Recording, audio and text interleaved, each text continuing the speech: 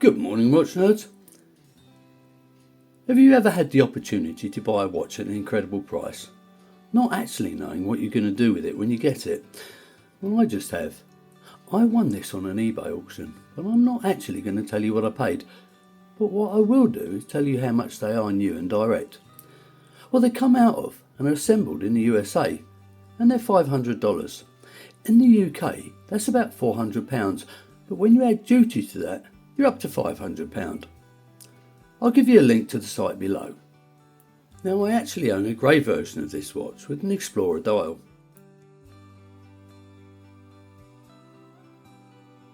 When I reviewed it, I described it as possibly the only watch you're ever going to need, and to be honest, it really does make a great Garter watch. Now, I've got a policy, never to own the same watch in two different colours, and whilst I haven't made up my mind exactly what I'm going to do with this yet, I may break my own rules and keep it. You see, it isn't just a different colour, it's got a totally different dial layout. I'll probably even wear it on a strap as well, rather than the bracelet. You see, I know how damn good these watches are.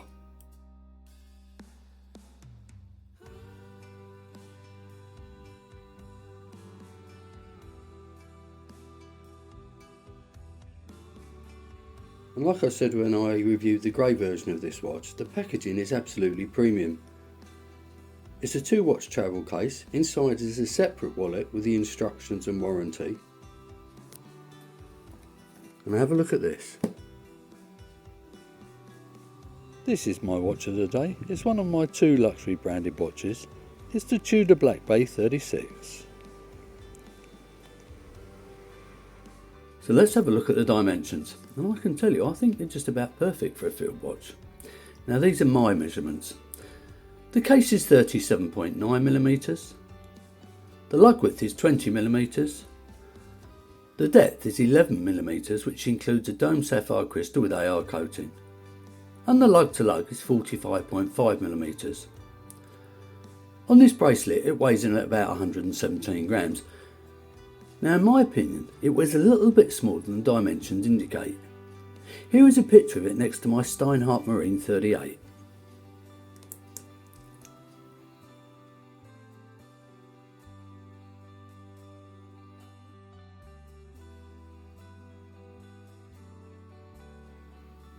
Inside is a Miyota 9015 high beat automatic movement. Now, it's worth noting that if you buy an undated version of this watch, you get the 9039, which means you don't get a ghost position. Now, that's a nice touch, Dryden. In actual fact, if necessary, it is regulated to +15, -10 seconds per day, done in-house. Let's see what this one looks like on the time grapher, shall we? Certainly no complaints there then. A good beat error, a good amplitude, although not fully round, and an excellent rate. I can tell you though that in real life it's actually running at about +2 seconds a day, which is excellent.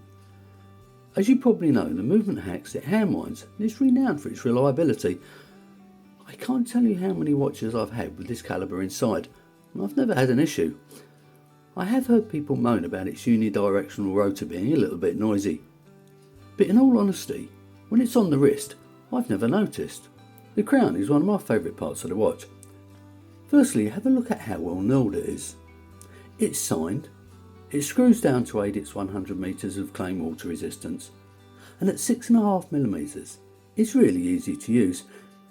Now, engagement is excellent, but it's not as buttery smooth as, say, a Christopher watch, for example. Now, although the 2 dials couldn't be any more different, the case is exactly the same, which is good because the case is fantastic. It starts off with a polished fixed bezel, and although the tops of the lugs and the sides are also brushed, there's a nicely executed polished chamfer. Now, the quality of the brushing and the polishing is outstanding, and they even give you drilled lugs, which is a bonus considering you get quick release spring bars on the bracelet, but I'll get to the bracelet in a minute. The case back is laser etched, and as you would expect, it screws down. Around the outside there is some basic information such as water resistance, where it was assembled, and strangely enough the lug width. I'm glad they didn't plumb for an exhibition caseback, as I don't see the point on this type of watch. So let's talk about the bracelet and the clasp. Now, after owning a Heartlander for a while now, I can tell you that this brushed President bracelet is one of the most comfortable I've ever worn, and in my opinion a great choice for a field watch. Now it tapers down from 20mm to 16mm, then back up to 18mm for the clasp.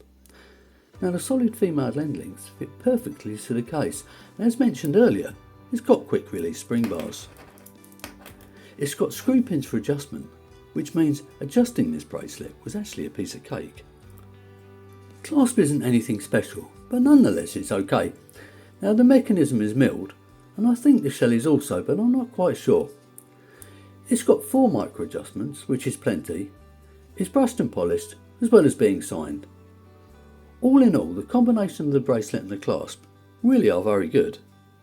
As well as the bracelet it comes on, it came with this strap. It's a nice quality silicone. It's very soft and it's very pliable. However, I'm not going to be using it. That said, I am contemplating wearing on a strap instead though, and here are a few options.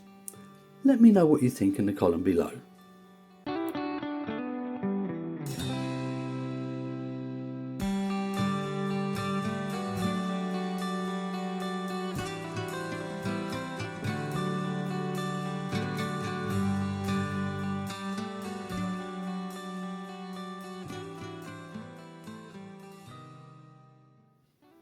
The Heartlander comes with 2 different dial layouts, as well as a few colours, this being the Whitefall Lume version, with the traditional field watch layout. From the outside in, we've got some black dots on the chapter ring, moving into the minute track. Unlike the Explorer type dial, this has got painted black indices. Now under the 12 o'clock it simply reads Dryden automatic, then above the date window at 6 o'clock it reads Heartlander in orange, with the water resistance below that. Although not offensive, I'm not quite sure why they used orange. The large sword minute hand and our arrow hand are filled with BGW9 Lume to match the Lume dial, and they're surrounded with black paint, making it quite easy to read at a glance. However, I think filling the hands with a different colour Lume may have been a better idea, as reading it in the dark becomes quite difficult after a while. Now I powered this up before I went to bed, and it lasted pretty much all night, and it lit up the room. So let's have a look at that Lume.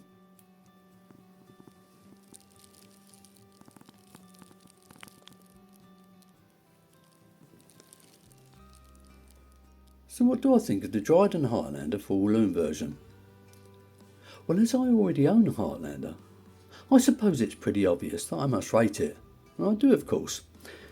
Now I'm going to be honest and tell you that I've owned a few Hamilton field watches in the past, and I believe this is every bit as good. In actual fact, I'd say the bracelet and a few other factors actually make it better. Unfortunately though, being a micro brand, it won't hold its price as well. But bearing in mind I picked this up at a bargain price, that isn't relative. But if you're going to buy a new one, you better take that into account. If I were to be really critical, I suppose the clasp could be a little bit better, although it's not bad. I would have preferred a deep engraved case back rather than the next one. That's being really picky. But my biggest gripe is the hands having the same colour Lume as the dial. What you do get though is a watch with a great set of dimensions, a very good and well regulated movement, great finishing and an excellent bracelet. That brings me to the end of this review, so if you've enjoyed it please click on the like button. Subscribe if you haven't already, leave your comments below, and enjoy the rest of your day.